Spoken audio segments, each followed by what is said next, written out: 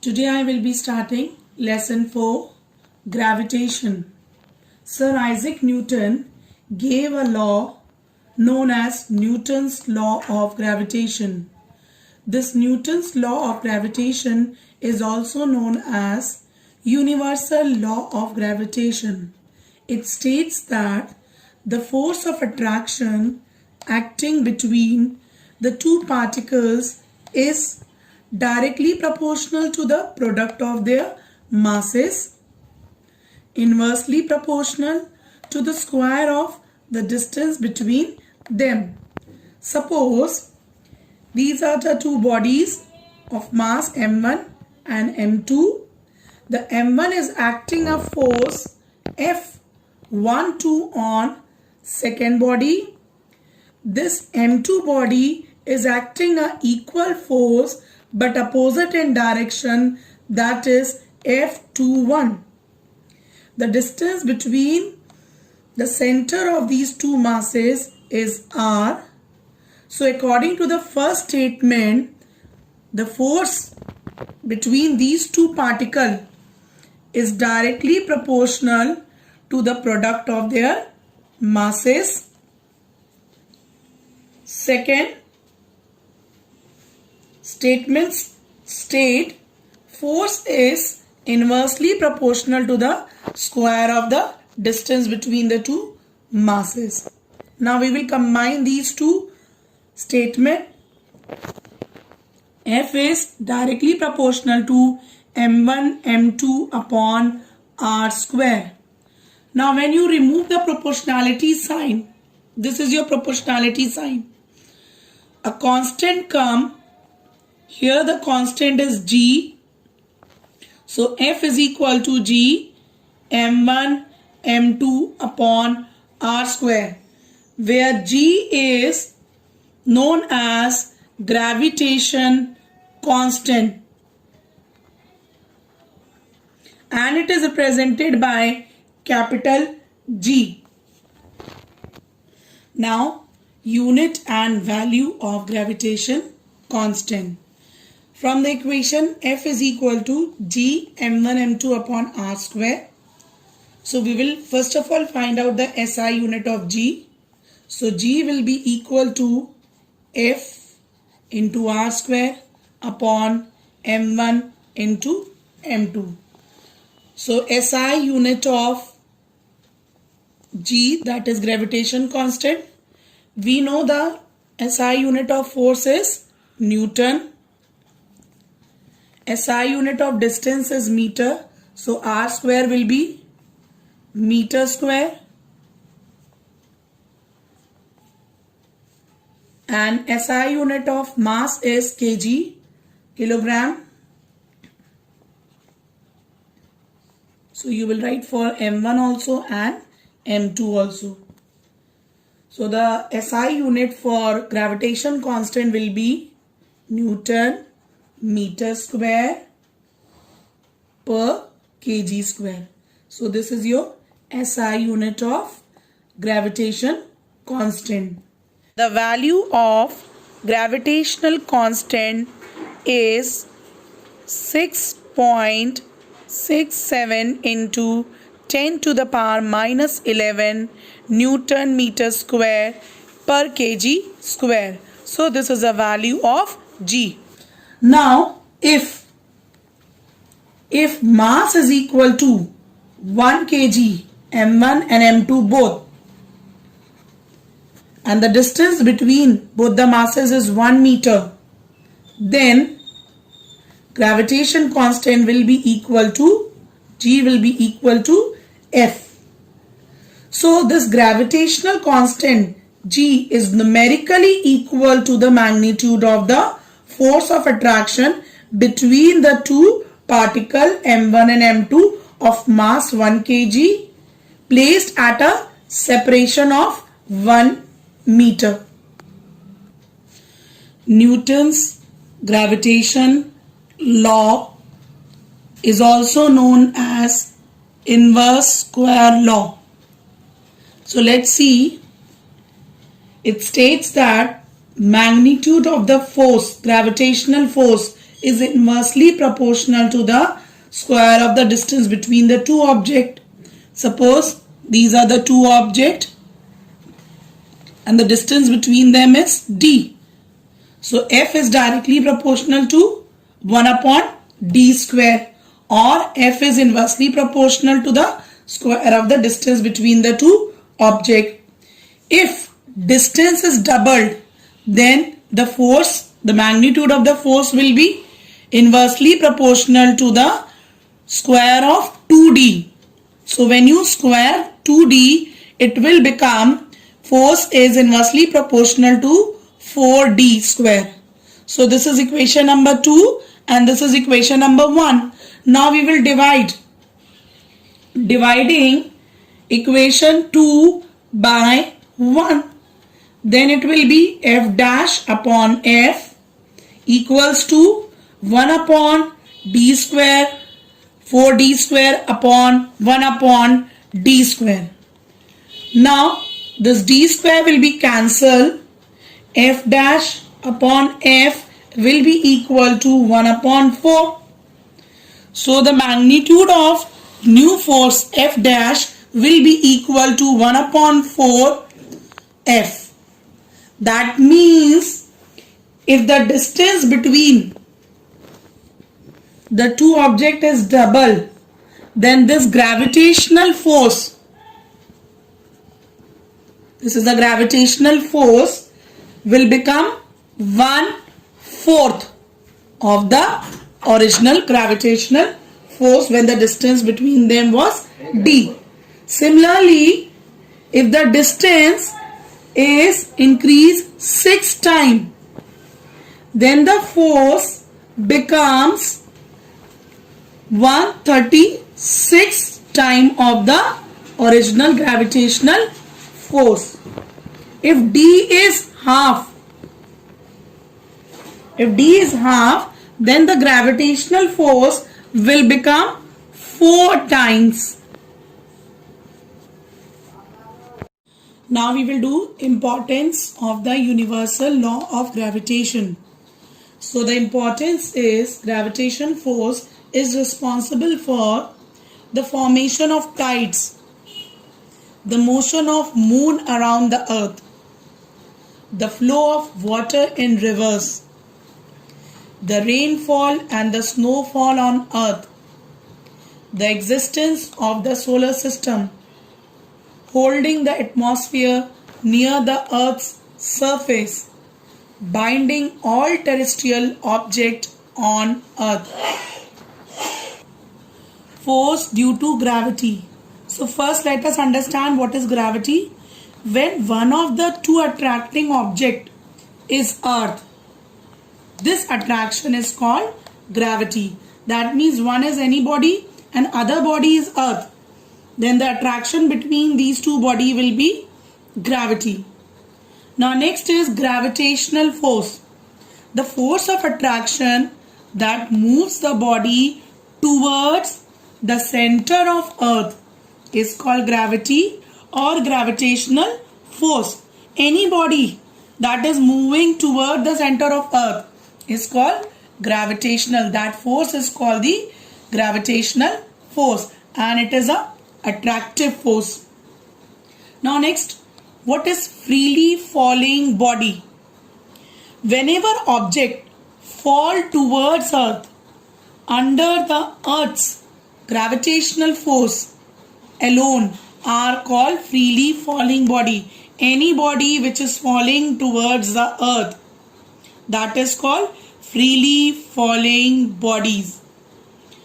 Such a fall is called free fall. When the body is falling freely under the earth gravitational force, then it is called free fall. Now let's do acceleration due to gravity. The rate at which the velocity of freely falling body increases is called acceleration due to gravity. And this acceleration due to gravity is represented by small g. That means any body when it is freely falling, its velocity will increase.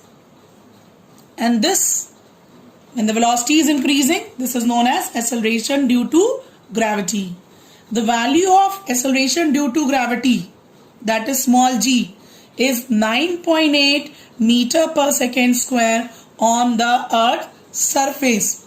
It varies from place to place, but we will consider the average value is 9.8 meter per second square. The value of g decreases, that means acceleration due to gravity decreases below the earth's surface, and at the center of the earth the value of acceleration due to gravity is 0. Now the SI unit of g, acceleration due to gravity, is meter per second square. Now we will do the relation between acceleration due to gravity and gravitational constant, that is small g and capital G. From the Newton's second law, we know that F is equal to m into g. This is second law of Newton. And from the Newton's gravitational law, F is equal to capital G m upon r square. This capital M is the mass of the earth. Small m is the mass of the body on earth. Capital R, radius of the earth. Small g, acceleration due to gravity. So from first and second equation, both the forces are equal. Now we will substitute the value of F. So F is equal to m into g, and this gravitational force is g capital M small m upon r square. Now this small m will be cancelled. So small g, that is acceleration due to gravity, is equal to g gravitational constant m mass of the earth upon r square radius of the earth. So this is a relationship between small g and capital G. Now when the body is freely falling, then let's see the equation you will be using for the numericals. So first condition, body falls from rest. So then u will be 0. Initial velocity will be 0. Acceleration will be written as g, acceleration due to gravity. When the body is falling freely, then you will take plus g because it is towards the gravity. And distance will be written as h, height. And we know the equation of motion is v is equal to u plus at, s is equal to ut plus half at square, v square is equal to u square plus 2as. So the equation when the body is falling from rest, so the first equation u will be 0, so it will v is equal to gt. Second equation will be h is equal to half gt square, because s is written as h, u is 0 and a is written as g. Third equation, when initial velocity is 0 and a is written as g and s is written as h, then it's become v square is equal to 2gh. Now equation when the body is vertically falling downward with some initial velocity. So let the initial velocity is u and acceleration due to gravity g will be plus g because it is falling towards the earth. So the first equation will be v is equal to u plus gt. Second equation will be h is equal to ut plus half gt square. Third equation will be v square is equal to u square plus 2gh. Now the equation when the body is vertically upward motion, that means when the body is thrown vertically upward, then let's see what will be the equation. In that case, the acceleration due to gravity g you will take minus because it is body is going against the gravity. So you will write the equation number 1, v is equal to u minus gt. Second equation, h is equal to ut minus half gt square. Third equation will be v square is equal to u square minus 2gh.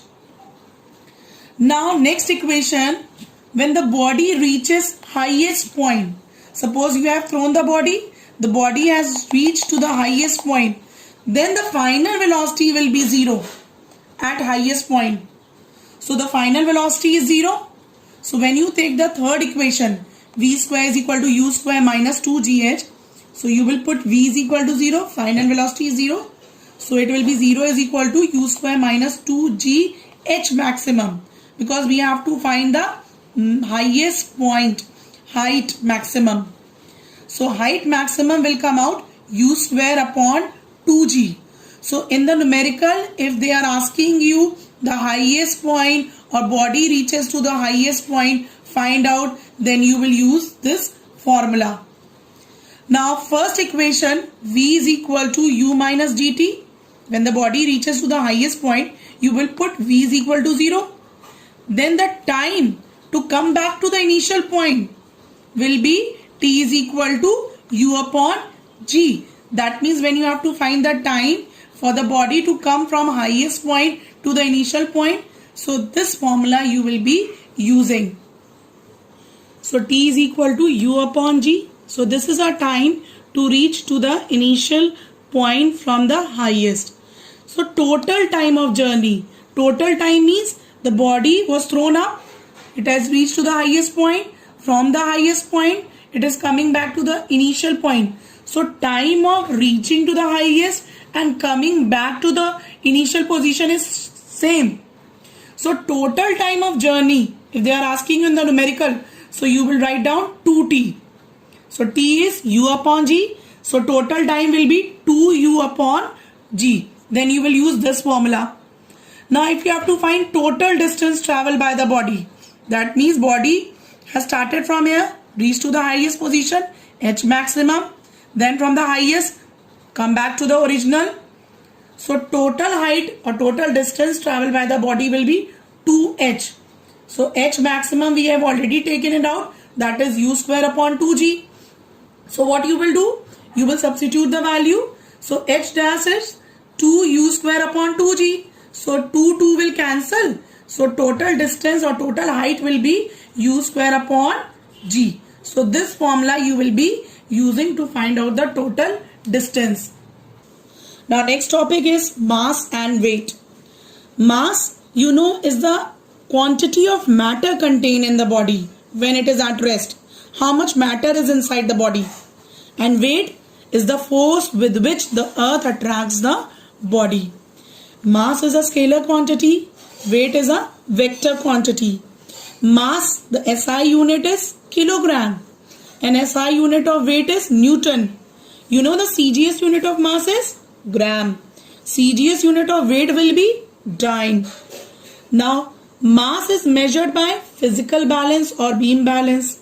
Weight is measured by spring balance. Mass is constant and does not change with change in place. But weight is not constant. It changes from place to place. Now let us do the gravitational unit of force. In MKS, the gravitational unit of force is kilogram force, kgf. So 1 kilogram force is the force due to gravity on mass of 1 kg. So in CGS, the gravitational unit of force is gram force, that is gf. So what is 1 gram force? 1 gram force is a force due to gravity on mass of 1 gram. Now the relationship between MKS gravitational unit and SI unit of force. In 1 kgf is equal to 9.8 Newton. Now the relationship between CGS gravitational unit and CGS unit of force, that is 1 gram F is equal to 980 dynes. Now 1 kgf is equal to 1000 gram F. These conversions will be helpful in your numericals when you are